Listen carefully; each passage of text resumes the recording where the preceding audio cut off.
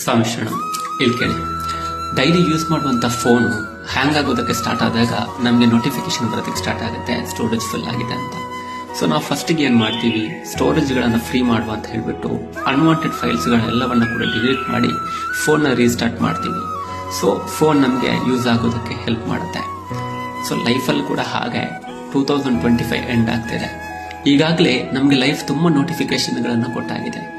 ಆ ನೋಟಿಫಿಕೇಶನ್ಗಳನ್ನ ಎಲ್ಲವನ್ನ ಕೂಡ ನಾವು ಸರಿಯಾಗಿ ಅರ್ಥ ಮಾಡ್ಕೊಂಡ್ರೆ 2026 ನಮ್ಮ ಲೈಫ್ ನಾವು ಹೇಗೆ ಲೀಡ್ ಮಾಡಬಹುದು ಅನ್ನೋದಕ್ಕೆ ನಮಗೆ ಉತ್ತರ ಸಿಗುತ್ತೆ. ನಮ್ಮ ಸುತ್ತಮುತ್ತ ಇರುವ ಏನೇ ನೆಗೆಟಿವಿಟಿ ಇದ್ರೂ ಕೂಡ ಅದನ್ನೆಲ್ಲವನ್ನ ಕೂಡ ನಾವು ದೂರ ಮಾಡೋಣ. ನಮ್ಮ ಪಾಸ್ಟ್ ಏನೇ ಆಗಿದ್ರು ಕೂಡ ಅದನ್ನ ಡಿಲೀಟ್ ಮಾಡೋಣ. ಆ್ಯಂಡ್ ಒಂದು ರೀಸ್ಟಾರ್ಟ್ ಬಟನ್ನ 2026ಗೆ ನಾವೆಲ್ಲರೂ ಕೂಡ ಕ್ಲಿಕ್ ಮಾಡುವ. ಖಂಡಿತವಾಗಿಯೂ ಲೈಫ್ ಚೆನ್ನಾಗಿರುತ್ತೆ.